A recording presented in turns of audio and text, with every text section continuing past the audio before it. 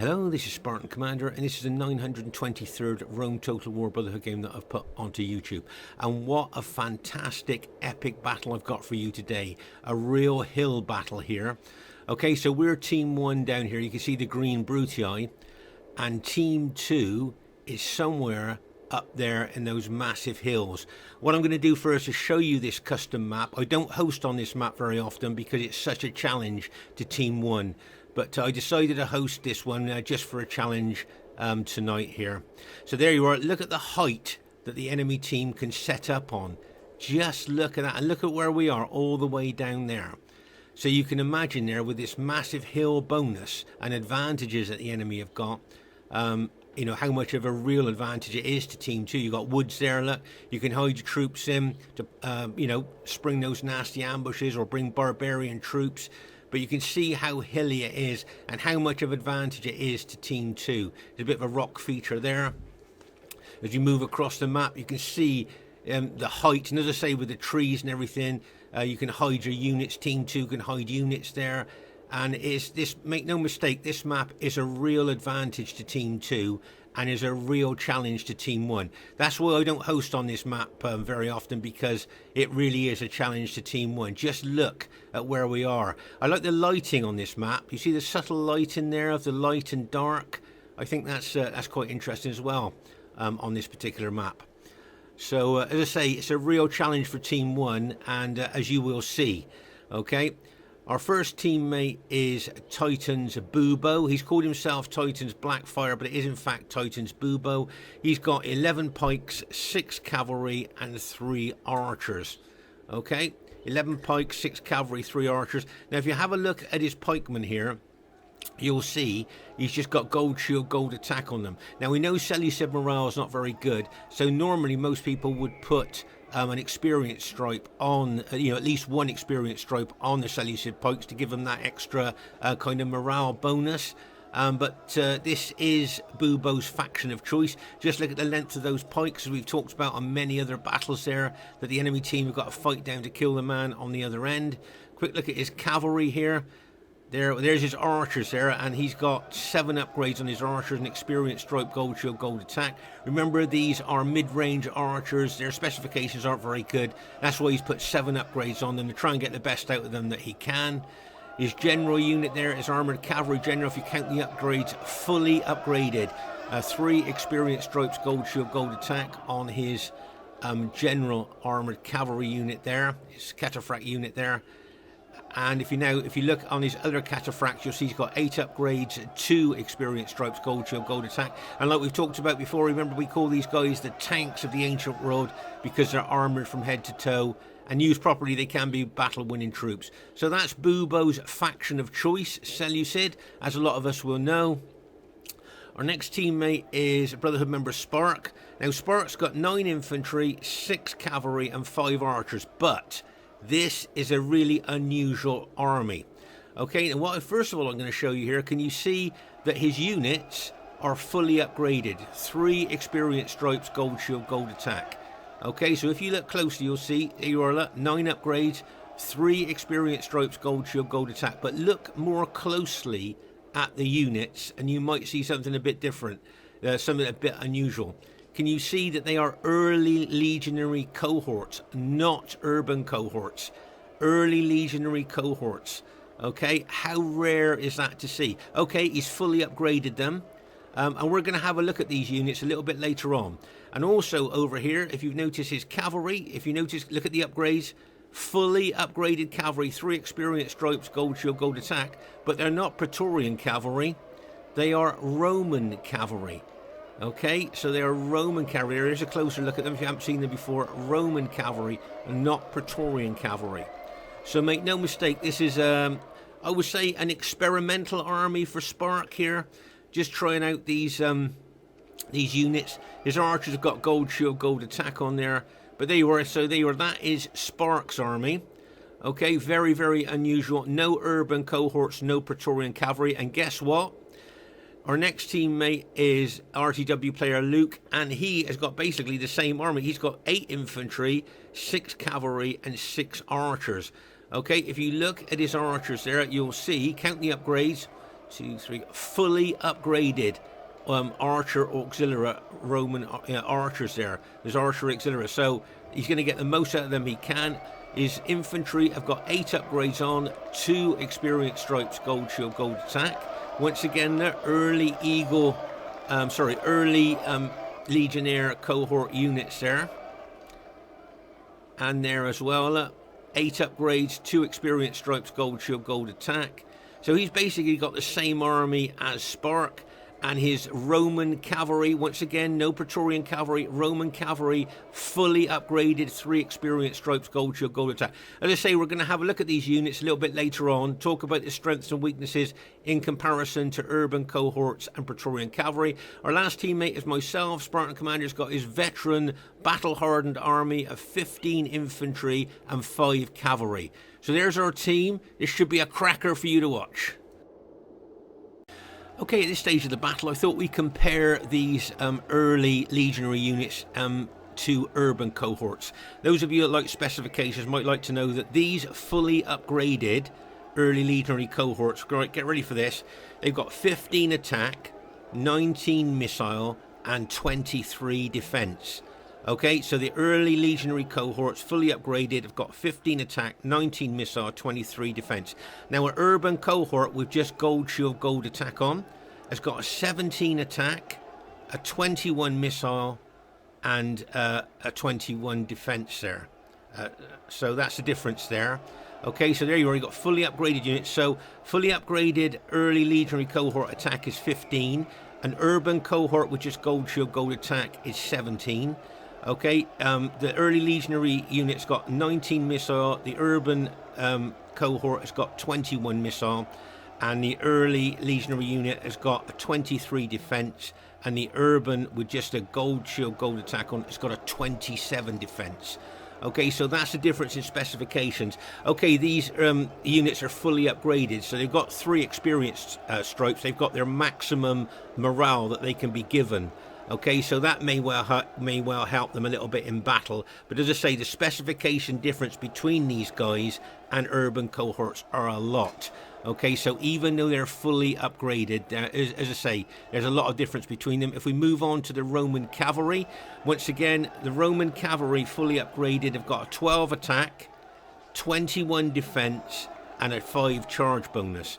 Okay, whereas a Praetorian cavalry with just gold shield, gold attack has got a 14 attack, 25 defense, and a 6 charge bonus. Okay, so these guys fully upgraded got a 12 attack, where a Praetorian cavalry has got 14.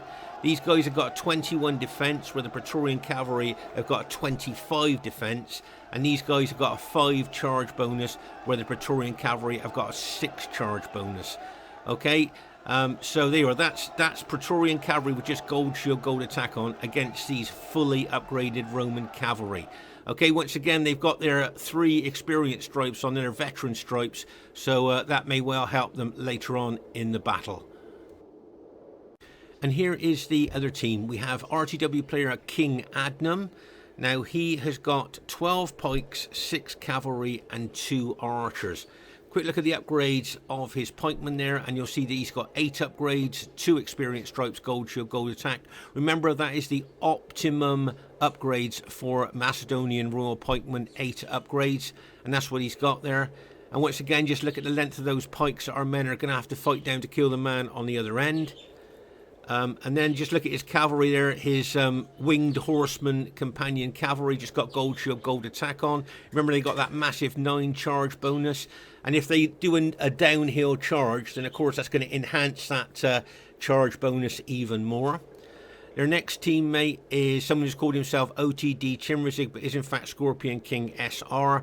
Now, he's got 5 cavalry, 6 archers, and 9 infantry.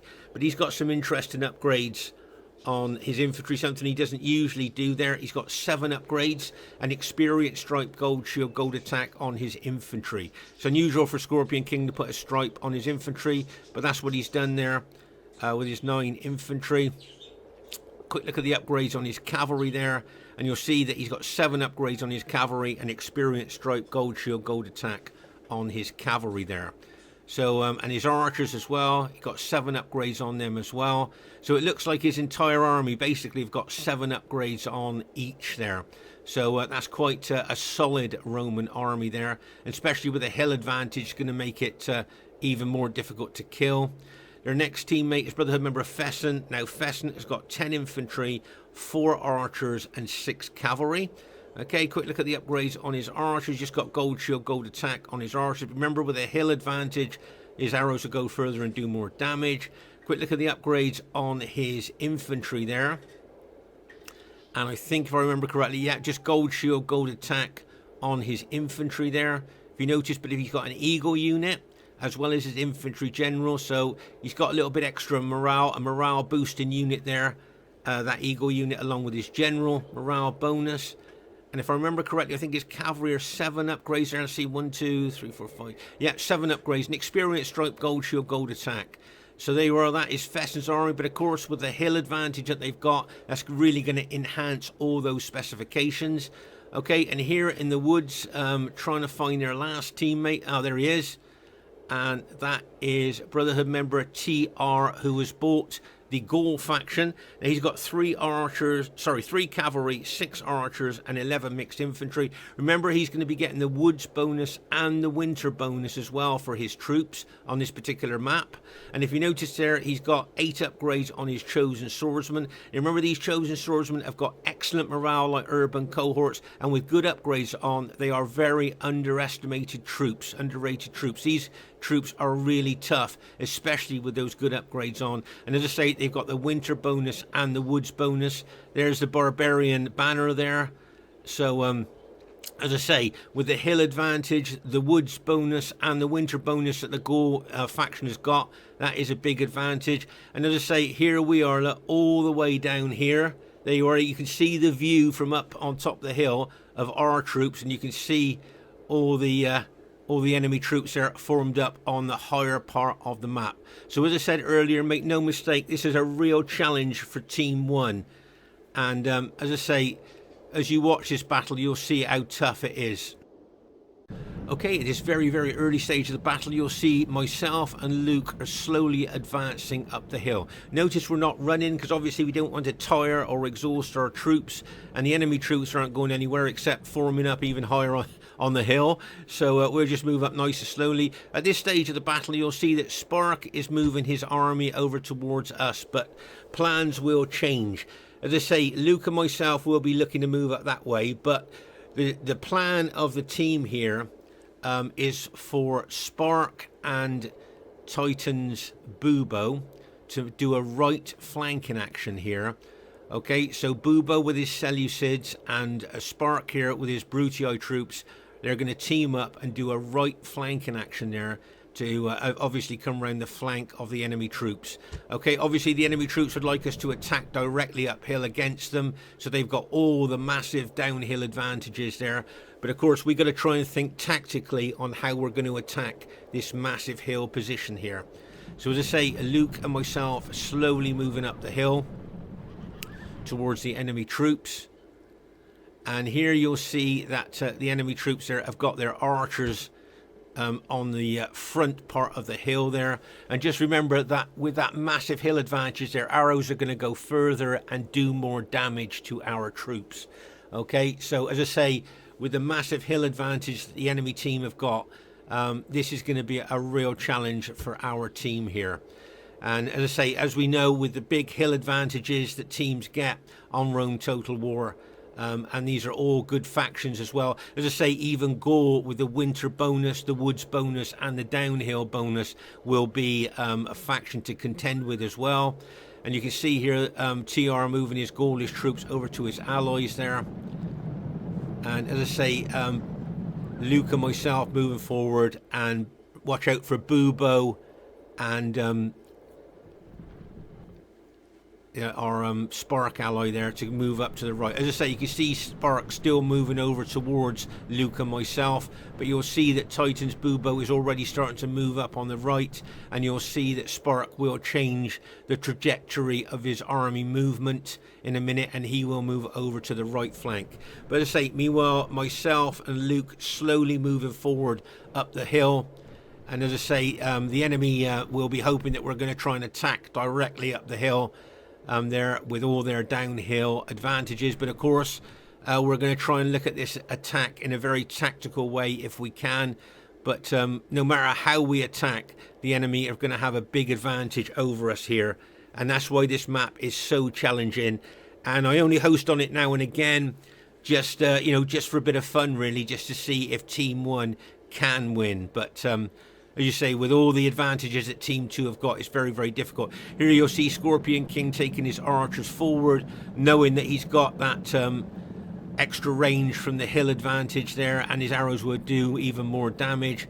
And he's moving them forward. It would surprise me if he moved them forward some more. They were moving his archers forward even more to try and target our moving troops.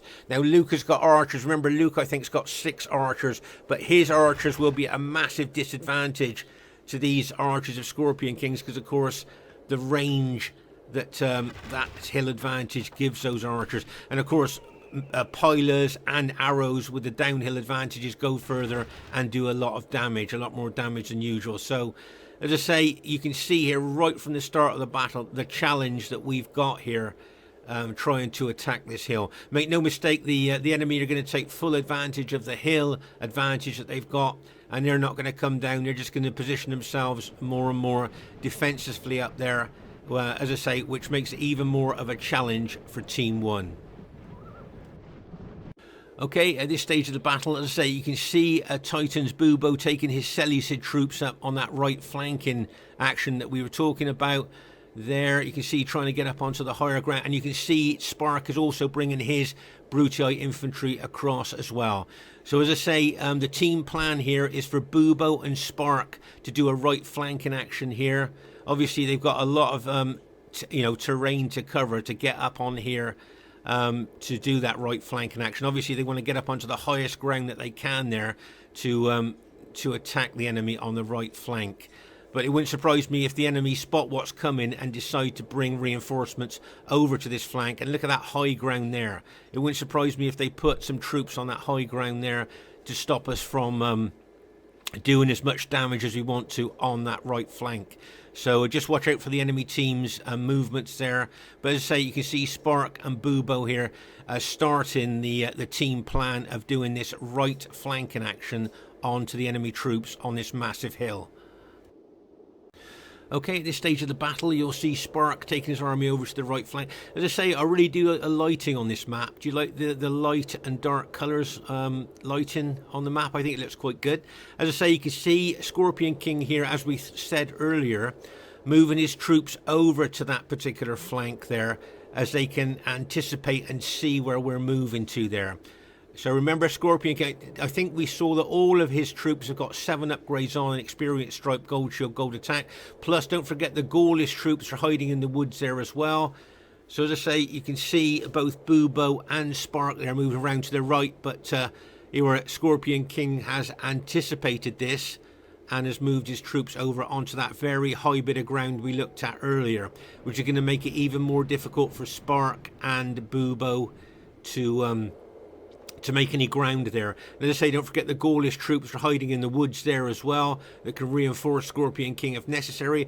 Over here you will see that Luke has been forced to put his infantry into Testudo, because if you notice, its last unit on the end is down to, I think, if I remember correctly, 68 men there, I think, where it had been hit by archers. Remember those early legionary cohorts there, no matter what upgrades you put on them, they still will lose casualties to archer fire.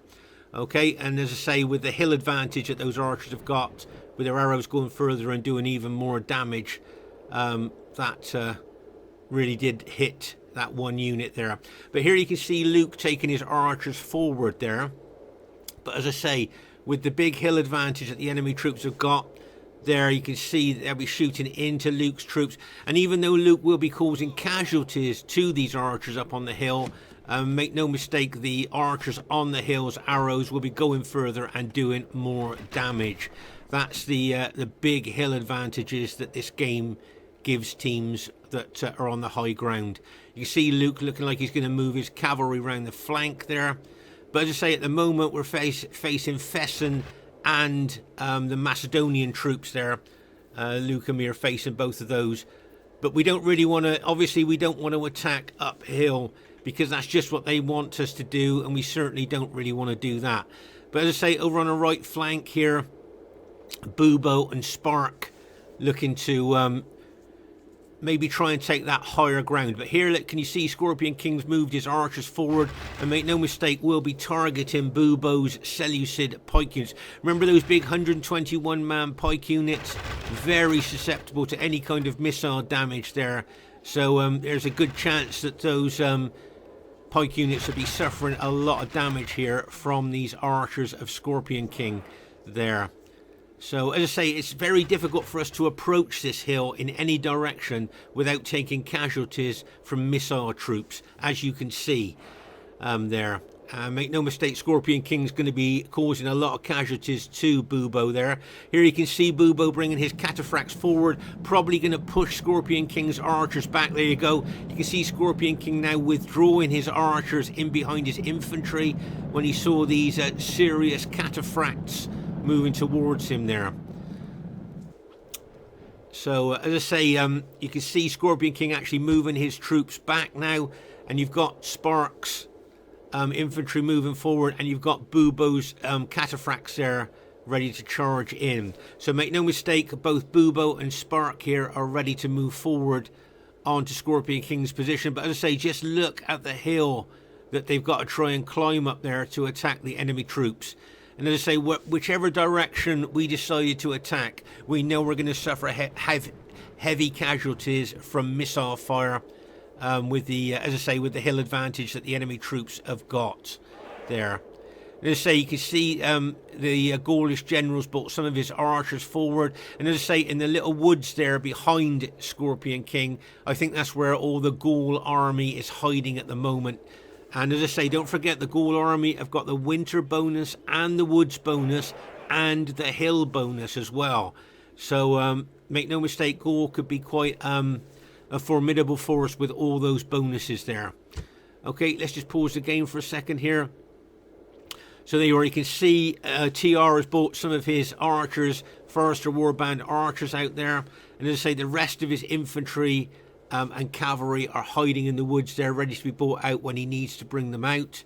But you can see Scorpion King's army there. Remember, Scorpion King's army have all got 7 upgrades on, an experience stripe, gold shield, gold attack. So, as I say, it's a tough ask for us on that flank. And over here, as I say, you can see Luke and myself still facing Fesen's army and King Adnan's Macedonian army there as well. As I say, obviously we don't want to attack directly up the hill there, because that's exactly what they want us to do, where they will make the most of their massive hill advantage there. As I say, you can see Spark moving forward here, and you can see Bubo moving his infantry forward as well.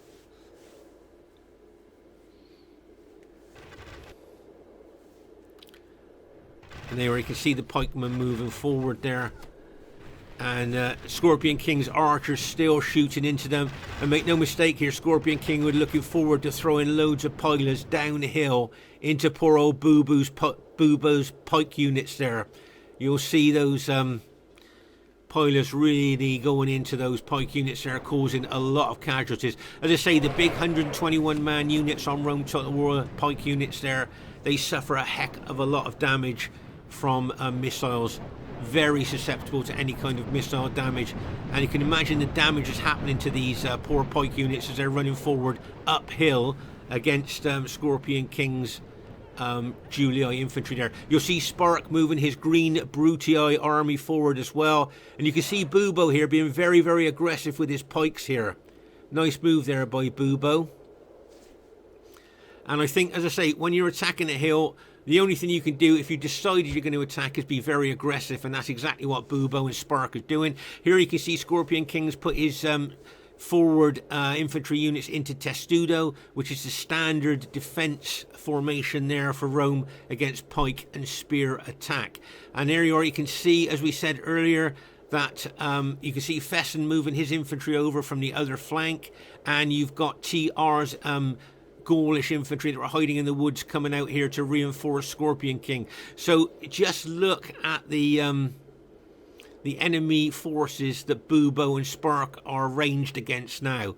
I mean, oh my gosh, what an ask for us to try and take that flank.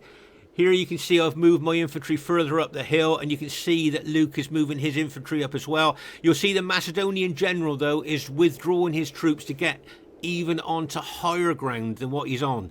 So he's even trying to get up onto higher ground now than what he's on. So there you are. If you notice here, can you see he's going up to the really up onto the high part of the almost like a mountain he's going up onto there. And all these enemy troops have moved across here to counter Bubo and Spark's attack here on the right flank. Okay, so as I say, this is a big ask here for Spark and Bubo to try and take this higher ground. Okay, make no mistake about that. And with the Gaulish troops there and Fesen's infantry moving across towards them, it's as you can see, it is a massive task here. There's a cavalry unit of Scorpion Kings there looking to try and mop up the archers there of Spark. As you can see there, a nice aggressive move there by Scorpion King. But as I say here, so there's Fesen's army, you've got the Gaulish army and Scorpion King's army there against Bubo's army. And of course, don't forget, Spark and Luke's army have got the early legionary units and Roman cavalry, not the usual tough army that they've got. As I say here, Bubo moving forward very aggressively, backed up by Spark there. But the enemy, as you can see, are still on the higher ground.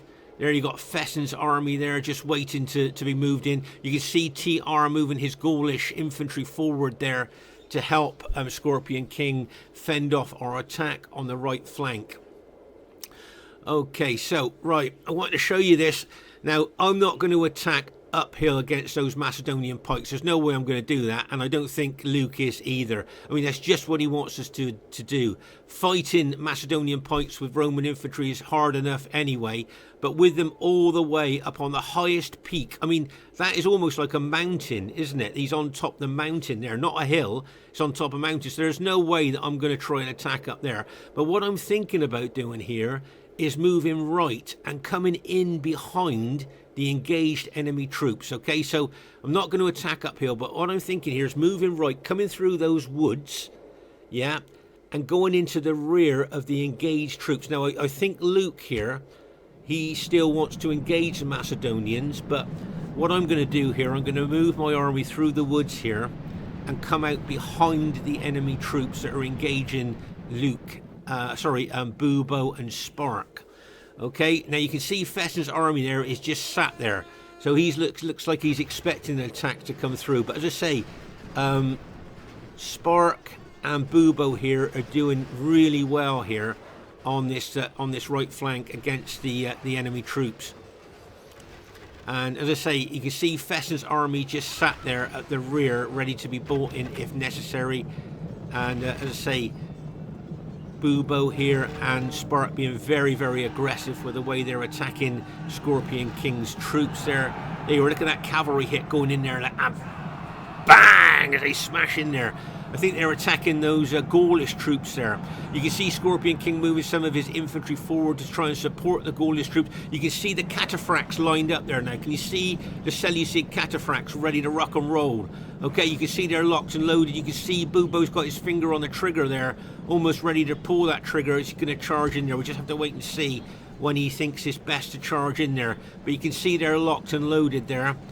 And you can see there's some Gaulish troops have already been routed there by Bubo and Spark there, so well done to them. They're making small inroads into that hill there, but here you can see Fesen now has seen my army coming through the woods and has turned his army to face my army. Okay, so you can see I'm slowly coming through the woods there with my infantry and cavalry, as you can see, just moving forward there. And what I'd like to do is just try and draw Fesen's army onto my army, which might help Bubo and Spark capture that higher ground. But here you can see Luke is going up against the Macedonians here.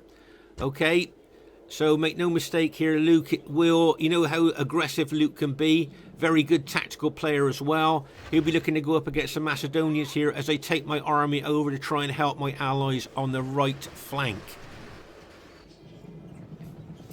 And as I say, just look at that cataphract going in there like a bang as that cataphract unit goes in there. Oh my gosh, you can see, as I say, Bubo's got his finger on those cataphracts, and here they go. Here they go, get ready for this. And bang as they smash in there. I just want to show you something here though. Can you see how Bubo has hired his pikes? He's put his pikes up there to allow his cavalry to charge through without suffering any casualties. Remember, if you charge a cavalry through even your own pikes and those pikes are down, you'll lose your cavalry on those pikes. So that was a good move there by Bubo. Put his pikes up and charge his cataphracts into the enemy troops there, and bang, as even more cataphracts smash in there. You can see that the Julii general there, Scorpion King's brought his cavalry in as well. You can see Bubo and Spark here really pushing in here, really being aggressive. Come on, boys, smash through there, capture that higher ground. You can see that cavalry of Sparks going in there as well, like a bang, as that Roman cavalry smashed in there as well. Remember, Roman cavalry's only got a 5 charge bonus. Praetorian cavalry would have a 6, so he's only got a 5 charge bonus there. But look, you can see that between them, they're already starting to rout both Julii and Gaulish troops there through that aggressive hit there. Really well done. You can see Bubo using his effective against armour mace there with the alt attack. So well done to Bubo there, and Spark really making inroads into this high hill area here that the enemy troops were looking to hold. Okay, you can see the Gaulish infantry there being pushed in. As I say, my infantry's coming through the woods now. And as I say, Fesen now is facing my infantry, so he's not going to send troops over there. Here we can see some barbarian-like Gaulish cavalry there, which I'm going to intercept, I hope. And meanwhile, over here, you can see that Luke there is still kind of going up against the Macedonians there. So it'll be interesting to see what kind of tactics Luke is going to use against those Macedonians there. But as I say, here I'm moving my infantry forward and keeping Fesen's infantry interested in my infantry, so he's not sending reinforcements against Bubo or Spark, because he's watching my army there. You can see those Gaulish Forester archers shooting into our troops. But as I say, this is a massive charge here by Spark and Bubo. Just look at that. And the enemy are sending over reinforcements. Remember though that Scorpion King's army all had 7 upgrades on an experienced strike, gold shield, gold attack. So that's going to keep them fighting longer there. You can see Bubo's cavalry there. Remember, they're using those effective against armour maces. Really well done to them. And here we can see Spark charging his cavalry, and again he pulled them back, locked and loaded them. Going to charge them in again there, so well done to him. Now, I just wanted to show you something here. Can you see there that some of Bubo's cavalry are starting to rout now, and his pike units are starting to rout now against the odds there, what they're fighting. Remember, those chosen swordsmen had good upgrades on. They've got the winter bonus there as well, so they're going to hold well against those cataphracts there. And you can see the Julii infantry of Scorpion King with their 7 upgrades holding really well as well there. So, oh my gosh, just look at that. But just look at the inroads that Bubo and Spark have made on that higher ground. Really well done to them. You can see Spark has pulled his cavalry back, probably looking to lock and load them and charge them back in possibly. But you can see, unfortunately, most of the cataphracts of Bubo's have now been routed. Okay, unfortunately for us.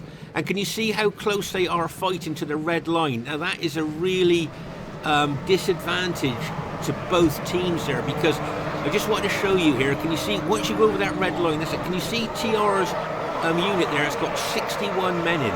Now if that had routed anywhere else on the battlefield, I guarantee that unit would rally and come back into the fight. But once a unit goes over the red line, there's no coming back. No matter how many men are in that unit, they're dead. And unfortunately, Bubo's general, I noticed, gone over the red line as well. When that's routed, that's his general unit. That may well have rallied and come back and gave him a general morale bonus, but because it's gone over the red line, there's no coming back from that. That red line is a no return line once you cross it. Okay, but here, as I say, Spark and Bubo, I think, have done an absolutely fantastic job of trying to capture this high part of the ground there on our right flank. So really well done to them. As I say, my army's just coming through the woods, and as I say, Fesen's watching my army all the time with his army. Here you can see King Adnan there taking his Macedonians over there to try and combat Luke's troops there. But I see King Adnan's come down the hill a little bit. There I can see some of the Julii troops are routing there. Here you can see Fesen's got his cavalry on the highest point of the map. As I say, it's like a mountain up there, isn't it? Imagine the downhill charge bonus he would get from that if he decided to charge downhill with that cavalry against Luke. I mean, that'd be absolutely massive, wouldn't it? But as I say, you can see Fesen's infantry here now, watching my infantry as I come through the woods. But that's good, because what I wanted to do is to keep his army away from the right flank where Bubo and Spark are attacking. So as long as he's watching my army, that's good, because he's not sending reinforcements over to a Scorpion King and TR there. Okay? And what I'm thinking here is, how am I going to help my allies there on that attacking on that right flank there? How the heck can I help them? If I attack uphill, I'm going up against Fesen's army uphill with all the advantages that he'll have. There's a nice cavalry hit there going in there by Spark there, like a bang, as that Brutii cavalry charges in. Another nice cavalry attack there by Spark there. But here, as I say, you can see that Fesen looked like he's moving his infantry a little bit towards mine. Now, I've got my cavalry locked and loaded. Now, just to give you a heads up on what I'm thinking here. What I'm thinking here is charging in between the enemy armies and smashing in to the engaged troops up there. Can you see? Now, there's a gap here. Look, can you see there my cavalry? I'm thinking of charging up the hill in between the two enemy armies there. Can you see that gap? And then smashing through, right, with my 5 cavalry into the enemy troops here. Okay, so can you see the road, the path that I'm looking to follow with my cavalry? Try and come up here and smash into the enemy troops through that gap there. That's what I'm thinking about doing with my cavalry. And if we get the timing right, you know, we could rout a heck of a lot of enemy troops. You can see there Spark charging his cavalry in there, look, really aggressively there.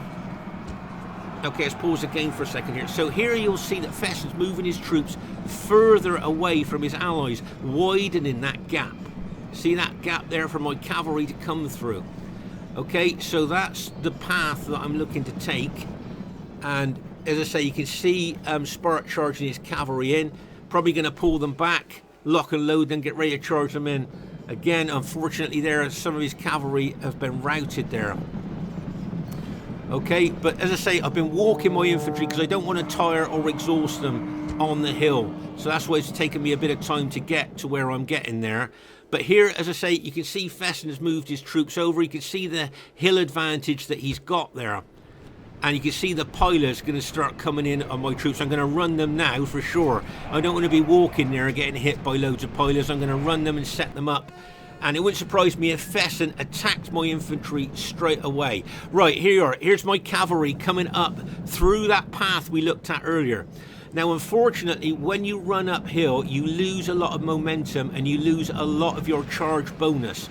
Okay, but here you can see my troops charging up the hill there, my cavalry coming through there, my green Brutii cavalry charging up over the crest of the hill and into Scorpion King's general. Can you see Scorpion King's red general there? But unfortunately, threw an infantry unit in there that stopped the momentum even more of my cavalry, and here comes the enemy cavalry charging in to the flank of my Brutii cavalry here as well, like a bang, as they smash into my cavalry. Pause again for a second there. So as I say, you can see my cavalry charging into Scorpion King's general coming up the slope there. But charging uphill, look, you lose the momentum of the charge, and therefore you lose a lot of your charge bonus. Okay, charging up the hill. So unfortunately, by the time I charged into the enemy troops, I'd lost a lot of speed, a lot of momentum, and a lot of charge bonus there. So it didn't do what I was hoping it was going to do. I would like to have taken out a lot of enemy Julii troops here, including Scorpion King's general, but it just didn't do it because running up that hill, I lost so much momentum there. Look. And there, look at all that enemy cavalry now charging into my cavalry, routing my cavalry there. So unfortunately that plan didn't work. there, because I was really looking to rout a lot of enemy troops there by hitting them in that flank. But as I say, coming up the hill, you lose so much momentum and so much charge bonus there. Right, now here you'll see, it wouldn't surprise me if Fesen did an out-and-out charge with his infantry into my infantry there. There you go. Can you see he's starting to already attack? And there you are. It wouldn't surprise me if he throws all his infantry into the forward units of my battle formation. There you go. Okay, so all his infantry is now committed into attacking my battle formation. Okay, so there you are. You can see all pushing in, and you can see he's got his cavalry locked and loaded, ready to charge in.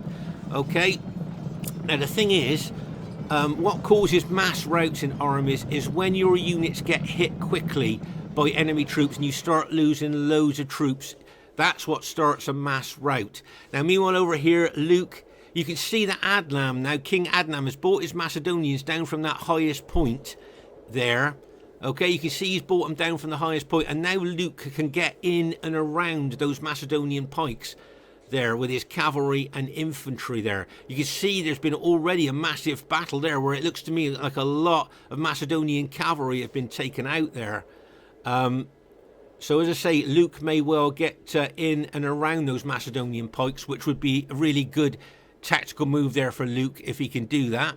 But meanwhile, as I say, over here, what causes the mass rout is the sudden impact of enemy troops, and that your troops start losing troops quickly, and that drops the morale of your troops, and then that's when units start to rout, and it spreads like a virus through your battle formation until you get a mass rout. Okay, but what I'd like to show you here is this is a battle hardened, tried and tested army. Now I've got 2 Eagle units there, okay, and my general unit. If you notice, they're all integrated together.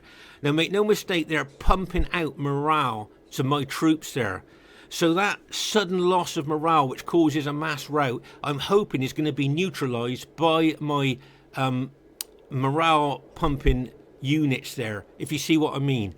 Okay, so if it's just a gold shield, gold attack army here, I think my army would rout. Now get ready for this massive cavalry hit. 6 cavalry units charging in there downhill, and bang! As they smash into my infantry. See what's left of my cavalry? I'm going to charge in there as well, trying to help my infantry out. But look at the penetration of that cavalry. They've come right through to the rear unit of my battle formation, and yet my battle formation is still holding. Can you see here a Spark charging in some of his cavalry as well to help kind of neutralize the effect of all that cavalry coming in? But can you see my infantry still holding? Okay, if that was just a gold shield, gold attack Brutio army, I think that army would have mass routed there. But those morale boosting units there that are pumping out morale to my troops are keeping them fighting longer.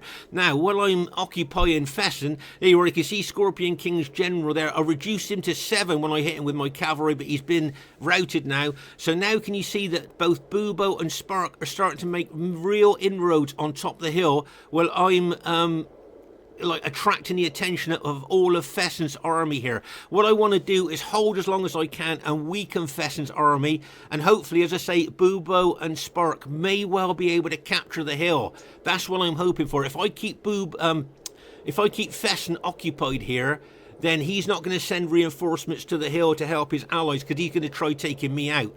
So the longer I can hold here, the longer I can weaken Fesen's army, the better for the team. Okay, you can see Fesen pulling his cavalry back. He's locking and loading it. Make no mistake, he's going to pull the trigger again, and he's going to smash into my infantry once again with that massive downhill bonus that he's charging. There he comes. He's coming in again. Look, bang! As he smashes in there. You can see Spark there attacking with his cavalry. There you can see charging in there, trying to help my infantry out as much as he can there. Oh my gosh. So you can see there we've I'm still holding even now. Okay, even with those 2 massive cavalry downhill charges and all of Fesen's infantry attacking my infantry, still holding. That's the morale bonus there that I'm getting from 2 Eagle units and my general unit there. They're pumping out the morale to my infantry, keeping them fighting there, even though I think a gold shield, gold attack army would have routed probably with that first cavalry charge. But that's what morale can do for your troops. And meanwhile, when I'm holding up Fesen, as I say, Spark and Bubo here, making good inroads on top of the hill. As I say, while I'm occupying Fesen, I'm hoping they can capture the top of that hill. That's what I'm hoping. Oh my gosh, I can see TR sending down some of his infantry to attack my battle formation as well. So, as I say, I'm going to try and hold as long as I can. I don't know how long I'll be able to hold, but that's what I'm going to try and do. Meanwhile, over here, you will see that I think, if I remember correctly, those Macedonian pikes are exhausted. Over here, you'll see that Luke is charging his cavalry into those pikes there, and he's already routed one pike unit there, but there's a lot of other Macedonian units have been routed as well. And as I say, I think those pike units of Macedon were exhausted, if I remember correctly. So they've come down from the hill, the Macedonian pikes, and Luke is taking full advantage of that. And, you know, there could be a chance here that Luke might take out that Macedonian army. We'll just have to wait and see. But meanwhile, back over here on the right flank, my arm is still holding. I'm still keeping Fesen locked on my army so he can't send reinforcements to the top of the hill. But as I say, I'm losing, you know, a lot of troops here every time that cavalry charges in. And you can see, as I say, TR charging down some of his well-upgraded chosen swordsmen into the fight as well. And don't forget, Fesen's infantry are attacking, been fighting my infantry for ages now. He's pulled his cavalry back once again. There you can see that Gaulish infantry is already attacking my infantry. They already got Fesen's cavalry locked and loaded, ready to charge in again there. But my Eagle units and my general units still pumping out the morale. There they are. You can see those units there. Uh-oh, there comes Fesen coming in with his cavalry once again. Charging in again.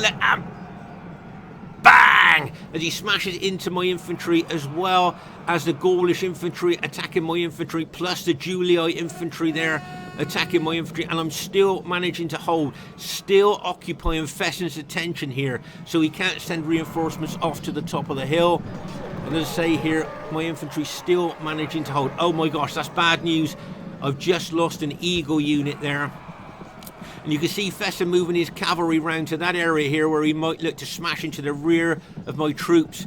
But that is bad news there, losing that that Eagle unit there. That's cost me a lot of morale there. But my army's been holding, I think, quite well, occupying Fesen there. And look at Bubo and Spark. They've nearly captured the top of the hill there without Fesen being able to send any reinforcements to help.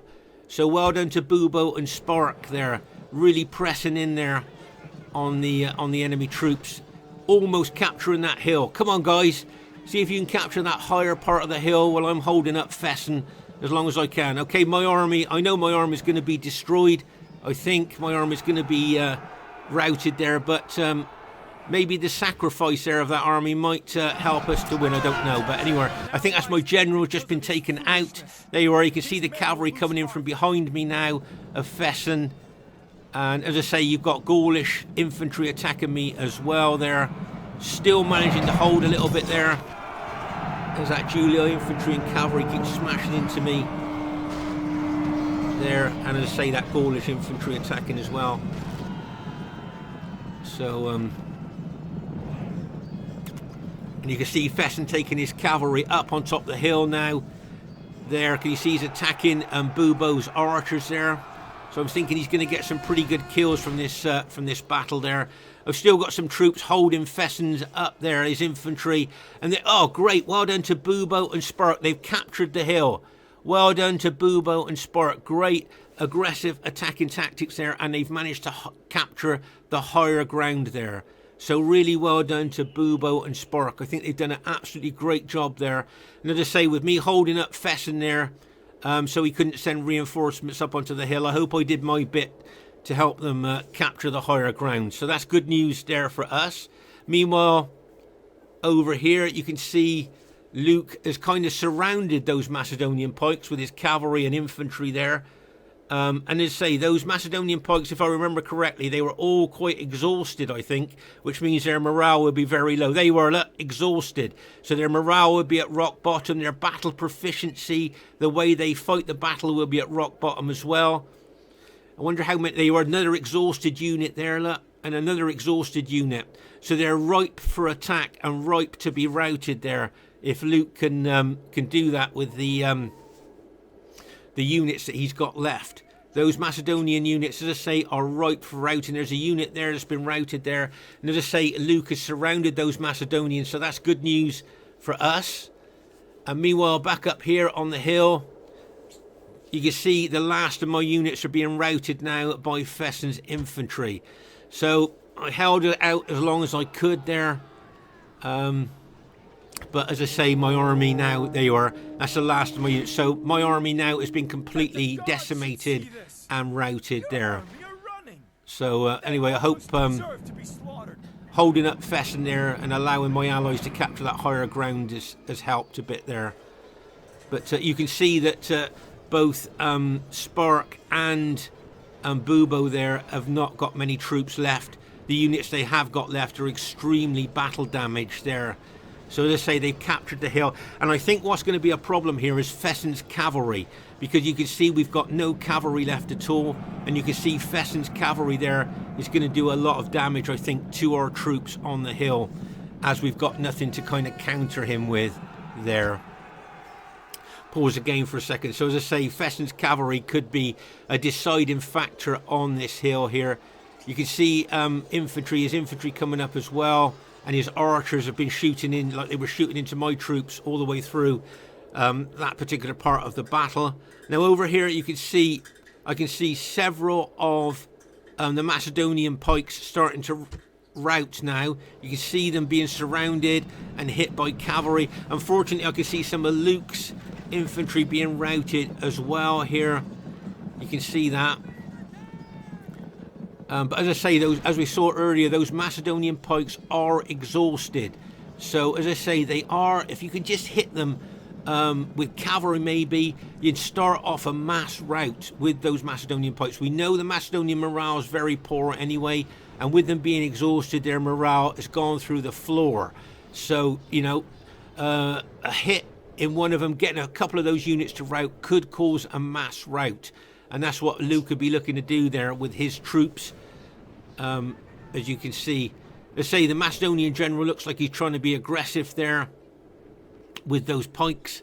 But meanwhile over here on our right flank, as I say, both Spark and Bubo's units were so battle depleted that even though they captured the hill, they couldn't really hold it against especially Fesen's cavalry. Fesen's cavalry here, I think, has made the difference on this hill here. Unfortunately, I couldn't weaken his army enough, which was what I was trying to do. Not just hold him up, but weaken his army as much as I could. But I couldn't, unfortunately, weaken it enough by the looks of it. Here you can see Bubo charging downhill, but now he's got enemy infantry in behind him. And it wouldn't surprise me if those pike units routed. There you are. Let's say Seleucid morale is not very good. You can see Bubo's general fighting here. That general unit fighting there, but you can see that Julii enemy infantry in behind him coming in as he's fighting the Gaulish general unit there. There you are, you can see Spark's general there. Can you see his general fighting those chosen swordsmen? But as I say, you've got Fesen's Julii infantry and cavalry smashing in there as well. I think all of Bubo's pike units may well have been taken out now. And as I say here, you can see that I think Spark's last couple of units there, I think, are going to get taken out. I think his general unit is possibly the last unit he's got left there. And his general unit has been taken out there. So, unfortunately, both Bubo and Fesen's army have been completely taken out there.